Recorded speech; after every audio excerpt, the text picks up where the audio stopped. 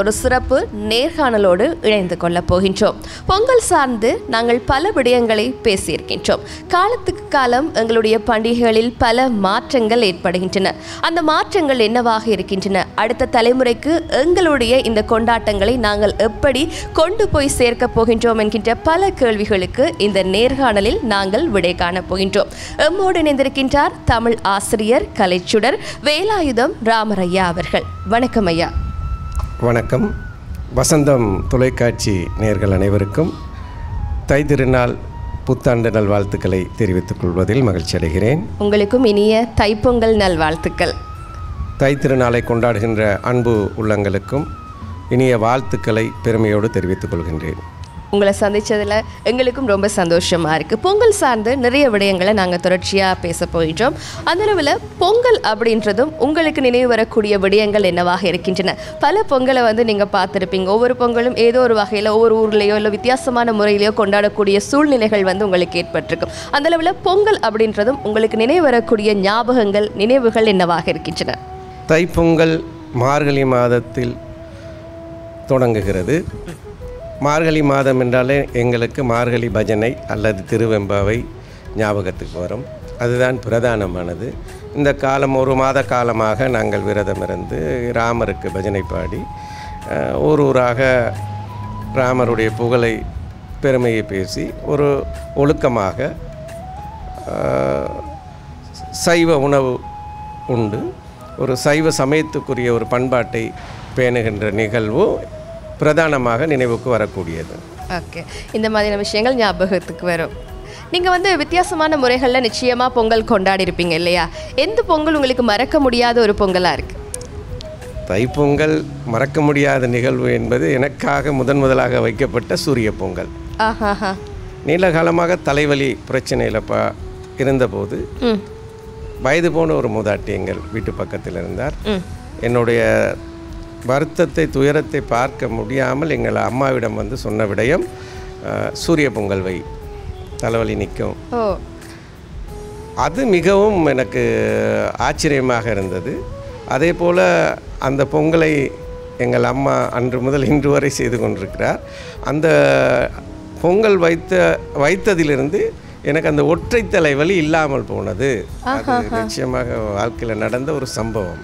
அதற்கு முன்னர் நாங்கள் நீண்ட காலம் அதில் பாதிக்கப்பட்டிருந்தேன். படிக்க முடியாமல் பள்ளிக்கூடத்தில் போய் மயங்கி கூட விழுந்திருக்கிறேன். சூரிய உதயம் தொடக்கம் மறைவு வரை அந்த தலைவலி இருக்கும். சூரியன் மறைந்த பிறகு இல்லாமல் போகும்.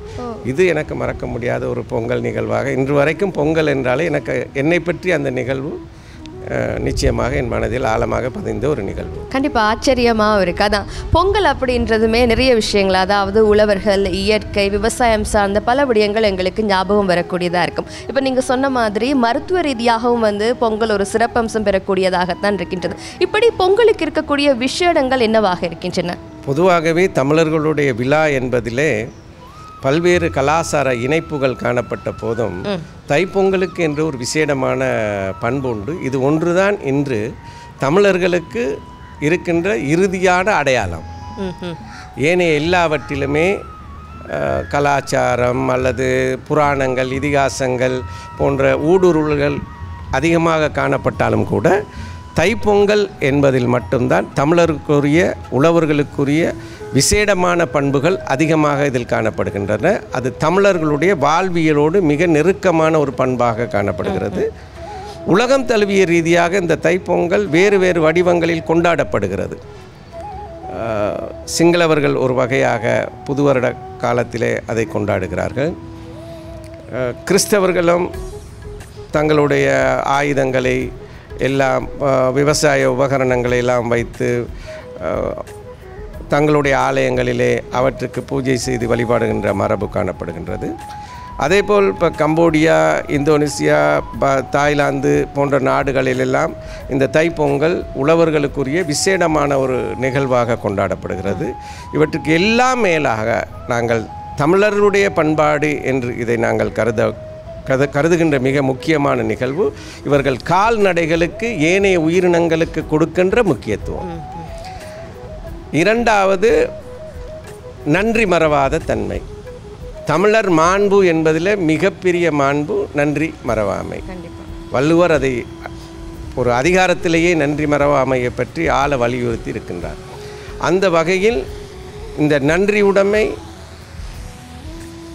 உயிர்கள் மீது கொண்ட அன்பு தமிழர் பாரம்பரியத்தின் உலக அடையாளமாக இன்று வரை திகழ்கின்ற காரணத்தினால் பொங்கல் விழா என்பது உலகத் தமிழர்கள், உலகத்துக்கு நாங்கள் கற்றுக் கொடுக்கின்ற மிக முக்கியமான ஒரு பாரம்பரிய சம்பவமாக இருக்கின்றது.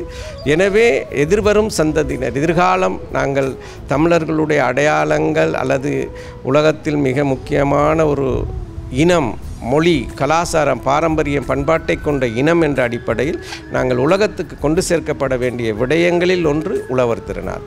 உழுதுண்டு வாழ்வாரே வாழ்வார் என்ற அடிப்படையில் இந்த எதிர்காலம் உழவர்கள் கையில் தான் தங்கியிருக்கிறது. எவ்வளோ தொழில்நுட்பம், விஞ்ஞானம் வளர்ந்தாலும் உழவர்களுடைய கைகளில் தான் இந்த உலகம் தங்கியிருக்கின்ற காரணத்தினால் இந்த உழவு தொழிலுக்கு வந்தனை செய்வோம் என்ற வகையில் தமிழர் பாரம்பரியம் மிக உயர்ந்த இடத்தை பெறுகிறது. கண்டிப்பாக பொங்கலுக்கு இருக்கக்கூடிய சிறப்பம்சம் என்ன அப்படின்னு இதை விட தெளிவாக யாராலுமே சொல்ல முடியாது. பொதுவாக பொங்கல் சார்ந்து பல வரலாறுகள் சொல்லப்படுகின்றது. குறிப்பாக ராஜராஜ சோழன் அவர்கள் பொங்கல் போன்ற ஒரு நாளில் நீராடியது பெரும் ஒரு கதையாகவே சொல்லப்படுகின்றது. அதாவது பொங்கல் அவராலையும் கொண்டாடப்பட்டிருக்கு அப்படிங்கிற கேள்விக்குறியான விடயங்களாகவும் காணப்பட்டாலும் கூட சங்க இலக்கியங்கள், புறநானூறு போன்றவற்றிலும் இது சார்ந்த விடயங்கள் சொல்லப்பட்டிருக்கின்றதாக கூறப்படுகின்றது. நீங்கள் ஒரு தமிழ் ஆசிரியர், அதை சார்ந்து இது ஆராய்ச்சி செய்யக்கூடியவர்களாக இருக்கின்றீர்கள். இது பற்றி உங்களுடைய விளக்கம் என்னவாக இருக்கின்றது? நற்றிணை, குறுந்தொகை, புறநானூறு, கலித்தொகை போன்ற நூல்களிலே இந்த தைப்பொங்கல் விழா தொடர்பாக பல பாடல்கள் உண்டு. எனவே தமிழர்கள் சங்ககாலம் முதல், ஏனென்றால் எங்களுக்கு இருக்கின்ற எழுத்து ரீதியான ஆவணம் தமிழர்களுடைய வாழ்வியலை அறிந்து கொள்ளக்கூடிய எழுத்துப்பூர்வமான ஆதாரங்கள் சங்க இலக்கியங்களிலிருந்து கிடைக்கின்றது. அதற்கு முன்பதாக வாழ்ந்த எத்தனையோ ஆண்டுகள் வாழ்ந்திருக்கிறார்கள். இப்போ கீழடியில் கிடைக்கப்பட்ட 3600 ஆண்டுகள் பழமையான எழுத்துக்கள், எழுத்து வடிவங்கள், பானை ஓடுகள் எல்லாம் எங்களுக்கு கிடைத்திருக்கின்றன. அந்த வகையில் சங்க இலக்கியத்தை கூட நாங்கள் 3000 ஆண்டுகளுக்கு முன்னோக்கி நகர்த்த வேண்டிய தேவை இருக்கின்ற. அந்த காலத்திலிருந்து எங்களுக்கு பொங்கல் விழா பற்றி எழுத்துப்பூர்வமாக ஆதாரம் இருக்கின்ற காரணத்தினால் உலகம் தழுவிய ரீதியில் சூரிய வழிபாடு, பொங்கலிட்டு சூரியனுக்கு படைத்த வரலாறு எங்களிடம் காணப்படுகிறது. கிரேக்க நாடுகளில் சூரிய வழிபாடு இருந்திருக்கிறது. வட இந்தியாவிலும் சூரியனார் கோயில் இருக்கின்றது. ஆனால் இவற்றுக்கெல்லாம் இல்லாத ஒரு சிறப்பு எங்களிடம் காணப்படுகின்றது. அதனால் தான் நான் ஏற்கனவே குறிப்பிட்டேன், தமிழரினுடைய ஒரே ஒரு தேசிய அடையாளமாக இன்று வரை எங்களிடம் இந்த கலப்படம் இல்லாமல் இருக்கின்ற ஒரே ஒரு விழா பொங்கல் விழா. எனவே அந்த பொங்கல் விழாவை இனிவரும் சந்ததியினர்கள், இனி வருகின்ற சந்ததியினர்கள் அவற்றினுடைய தாற்பயங்களை கொஞ்சமாவது அறிந்திருந்தால் எதிர்காலத்தில் தன் தமிழர் இனம் என்ற ஒரு உலகத்தில் வாழ்ந்திருக்கிறோம், அவர்கள் அந்த இனத்தில் பிறந்திருக்கிறோம் என்பதை ஒரு சற்று மன ஆறுதலுக்காவது எங்களால் சொல்லிக்கொள்ள முடியும் என்று நான் எங்களுடைய நேயர்களை நான் கேட்டுக்கொள்கின்றேன். கண்டிப்பாக உங்களுடைய எண்ணங்கள் ஈடேறும் என்பதில் எந்தவித மாற்றமும் இல்லை ஐயா. அதே போன்று இந்த இலக்கியங்களில் பொங்கல் சார்ந்து உறுதியான பல விடயங்கள் கூறப்பட்டிருக்கின்றன.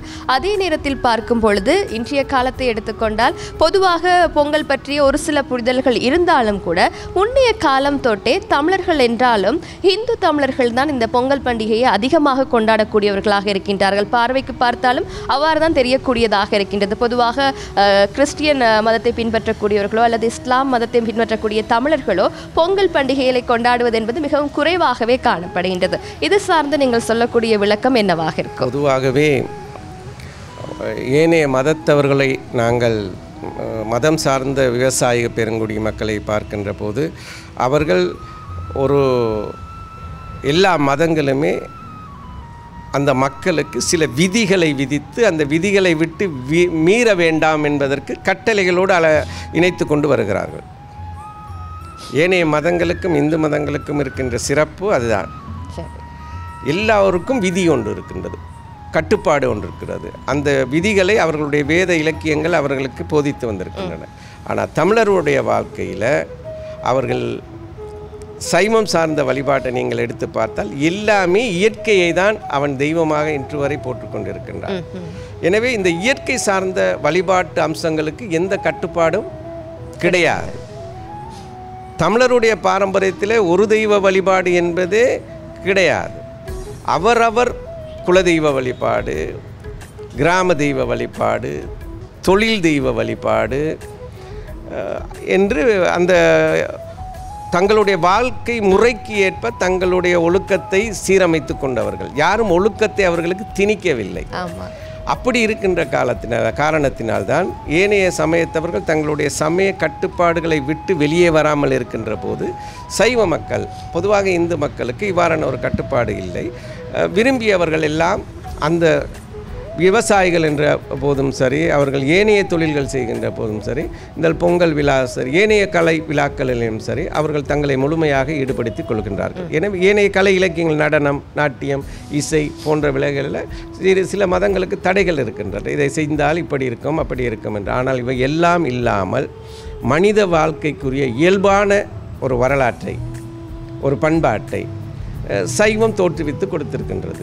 இசையை கூட அப்பர் சம்பந்தர் போன்றவர்கள் வகுத்த பண் இசை எங்களுக்கு மிக தெளிவான ஒரு பாரம்பரியத்தை தந்திருக்கின்றது. எனவே இவற்றில் கலப்படங்கள் இருந்தாலும் கூட இதனுடைய அடிப்படை தாற்பயம் எங்களுடையது. ஆகவே நாங்கள் ஒரு தெளிவான வாழ்க்கை பாரம்பரியத்தை கொண்டிருப்பதனால் எங்களுக்கும் மற்றவர்களுக்கும் இடையில் சில வேறுபாடுகள் உண்டு.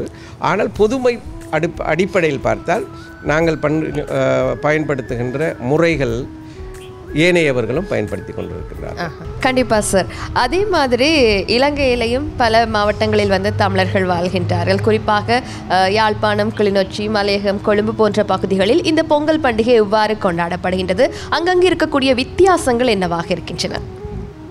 பொதுவாக இலங்கையில் யாழ்ப்பாணம், கிளிநொச்சி, மன்னார், கொழும்பு, மலையகம், மட்டக்களப்பு, திருகோணமலை போன்ற பிரதேசங்களில் தமிழர்கள் செறிந்து வாழ்கின்றார்கள். இவர்கள் அனைவரும் சைவர்கள் என்ற அடிப்படையில் மத ரீதியான வழிபாடு என்பது தொடர்பாக இவர்களிடத்தில் முரண்பாடு காணப்படவில்லை. இந்த வகையில் எல்லோரும் ஒற்றுமையான ஒரே இனமாக காணப்படுகிறார்கள். ஆனால் இந்த பொங்கல் விழா செய்வதிலே சில வித்தியாசங்கள் காணப்படுகின்றன. யாழ்ப்பாணம் என்பது பாரம்பரிய விவசாய பெருநிலம். அதே போல் கிளிநொச்சி, மட்டக்களப்பு, திருகோணமலை என்பன பாரம்பரிய விவசாய நிலத்தை அடிப்படையாக கொண்டது. ஆகவே அவர்கள் நெல் அறுவடை செய்து அந்த தமிழர் பாரம்பரியத்துக்குரிய விழா பண்பாட்டை கொண்டாடக்கூடியவர்களாக இருக்கிறார்கள். கொழும்பை பொறுத்தளவில் நகரவாசிகள் ஆலயத்தை அடிப்படையாக கொண்டு தங்களுடைய கலாச்சாரத்தை வளர்த்து கொள்ளலாம் என்று நம்புகின்றவர்கள். தன்னுடைய கலாச்சாரம் சரி, மொழி சரி, பண்பாட்டை இவர்கள் எப்படி யோசிக்கிறோம் என்றால், ஆலயத்துக்கு போய் வந்தால் தமிழர்களுடைய பாரம்பரியம் அல்லது கலை பண்பாடு வளர்ந்துவிடும் என்ற நம்பிக்கைக்குரியவர்கள். மலையகத்தை பொறுத்தளவிலே மார்கழி பஜனை என்பது ஒரு மாத காலம் அந்த கோவில் திறந்திருக்கிறோம். கோவிலிலே ராமருக்கென்று தனி வழிபாட்டு அறைகள் வைத்திருப்பார்கள். பஜனை பாடி பொங்கல் அன்று அதை நிறைவு செய்வார்கள். அப்போ இந்த பகுதி கொழும்பிலும் சில பகுதிகளிலே மார்கழி பஜனை பாடப்படுகிறது, நாங்கள் அறிந்திருக்கிறோம். இது மிக முக்கியமான வேறுபாடு. பொதுவாகவே பொங்கல் அன்று எல்லோரும் ஆலயத்துக்கு செல்வதும், ராமருக்கு பஜனை சிலை தேர் இழுப்பதும், சப்பாரம் செய்து கொண்டு ஊர்வலமாக தூக்கி வருகின்ற மரபும், இந்த ராமருடைய மிக நெருங்கிய பக்தர் ஆஞ்சநேயருடைய வேஷங்களை போட்டுக்கொண்டு அவருக்கு நேர்த்திக்கடன் செய்வதாக நினைத்து நேர்த்திக்கடன் வைத்து அந்த வழிபடுகின்ற மரபு மலையகத்தில் அதிகமாக காணப்படுகின்றது. ஏனைய பிரதேசங்களிலே விவசாயத்தை அடிப்படையாக கொண்ட ஒரு பாரம்பரிய விழாவாக பொங்கல் விழா கொண்டாடப்படுகிறது. இது தற்போது காணப்படுகின்ற பிரதானமான வேறுபாடுகளாக இருக்கின்றன. அவரவரின் வழக்கத்திற்கு ஏற்றவாறு கொண்டாட்டங்கள் கொண்டாடப்படுகின்றன. பொதுவாகவே பண்டிகைகள் மனிதர்களின் உணர்வுகளை வெளிப்படுத்தக்கூடிய ஒன்றாக இருக்கின்றது. உணர்வு பூர்வமான ஒன்றாகவே நாங்கள் அதனை பார்க்கக்கூடியதாக இருக்கின்றது. இன்றைய காலகட்டத்தில் அவ்வாறு உணர்வு பூர்வமாக இந்த கொண்டாட்டங்கள் இடம்பெறுகின்றனவா? ஏதேனும் வித்தியாசத்தை நீங்கள் உணர்கின்றீர்களா? உண்மையில் பண்டிகை என்பதே ஒரு ஒற்றுமையின் அடையாளம்.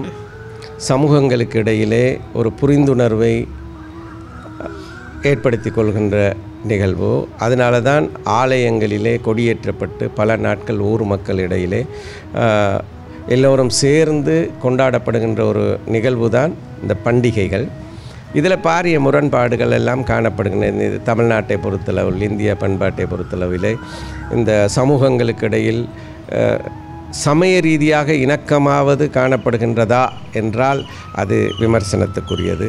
ஆனால் இலங்கையை பொறுத்தவரையில் இந்த பண்டிகைகள் உணர்வுபூர்வமாக கொண்டாடப்படுகின்ற இடங்களும் உண்டு, ஆடம்பரமாக கொண்டாடப்படுகின்ற உணர்வும் உண்டு. உணர்வு அப்படி என்று ஒரு சொல்லை நாங்கள் பயன்படுத்துவோமானால் அந்த உணர்வுக்கு இருக்கின்ற அர்த்தங்கள் பல வகைப்படும். கண்டிப்பாக. ஒன்று, நாங்கள் இனம் சார்ந்த உணர்வை கொண்டவர்களா, மொழி சார்ந்த உணர்வை கொண்டவர்களா, மதம் சார்ந்த உணர்வை கொண்டவர்களா, அல்லது சாதிய ரீதியாக உணர்வை கொண்டவர்களா என்ற அடிப்படையில் உணர்வுகள் ஒவ்வொருவருக்கும் ஒவ்வொரு வகையான தன்மையினை கொண்டிருக்கின்றன. அந்த அடிப்படையில் இந்த விழாக்கள் எங்களுக்கு ஒரு இனம் வளர்ந்து வருகின்ற போது 3000 ஆண்டுகள் மேலாக ஒரு பாரம்பரியத்தை கட்டி சுமந்து வந்து கொண்டிருக்கின்ற ஒரு இனம், அந்த இனத்தினுடைய உணர்வு என்னவாக இருக்கின்றது?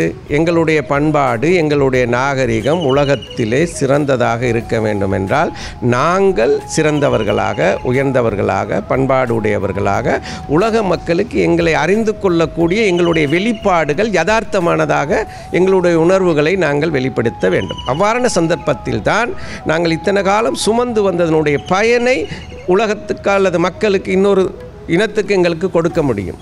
அப்படி கொடுக்கப்பட்ட போது அந்த உணர்வு சமத்துவமான உணர்வு, மனிதரை மனிதன் நேசிக்கக்கூடிய உணர்வு, மனிதர்களுக்கிடையே புரிந்துணர்வை ஏற்படுத்தி கொள்ளக்கூடிய உணர்வுகளை இந்த விழாக்கள் கொடுக்க வேண்டும் என்று உணர்த்தப்படுகின்ற போதும் சில ஆடம்பரங்கள், சில அதிகாரங்கள் மக்களிடத்திலே இந்த உணர்வுகளை திசை திருப்பி விடுகின்ற போக்கு எல்லா சூழ்நிலைகளிலும் வளர்ந்து வந்திருக்கின்றன. அதனுடைய தடுமாற்றங்கள் தான் இன்றைக்கு உலக மக்களுக்கு இடையிலே நாங்கள் தேடி இனம் காண வேண்டிய ஒரு இனமாக இருப்பதற்கு ஒரு காரணமாகவும் அமைகின்றது. தமிழர் அப்படின்னா தேட வேண்டிய ஒரு இனமாக, எங்கு அப்படி ஒரு இனத்தை தேட வேண்டிய நிலைக்கு காணப்பட்டதனுடைய காரணம் இந்த ஊடுருவல்களை நாங்கள் யதார்த்தமாக அனுமதித்தது. அதுதான் எங்களுடைய கலாச்சாரத்துக்குள் வந்து உண்மையிலே இந்த தமிழர் இனம், தமிழர் கலாச்சாரம் மிகப்பெரிய சவால்களை எதிர்நோக்கி கொண்டிருக்கின்ற காலப்பகுதி இது.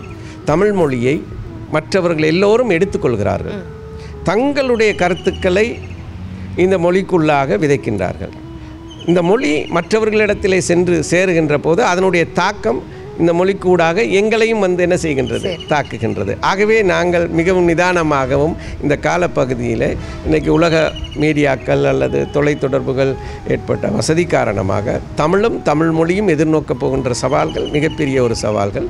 அவற்றுக்கு முகம் கொடுக்கக்கூடிய ஒரு அறிவுபூர்வமான சிந்தனை கலந்துரையாடல்கள் இன்றைய காலகட்டத்தில் அவசியமானதாக இருக்கின்றது என்பதையும் என்னுடைய தாழ்மையான கருத்து. நிச்சயமாக ஐயா, இன்றைய தினம் எங்களோடு இணைந்து பொங்கல் சார்ந்த பல விடயங்களை பகிர்ந்து கொண்டமைக்கு நாங்கள் வசந்தம் டிவியின் சார்பாக நன்றியை தெரிவித்துக் கொள்கின்றோம். நன்றி. அனைத்து உள்ளங்களோடு பேச வைத்த வசந்தம் தொலைக்காட்சிக்கு எனது மனப்பூர்வமான நன்றிகளையும் வாழ்த்துக்களையும் தெரிவித்துக் கொண்டு விடைபெறுகிறேன். நன்றி, வணக்கம்.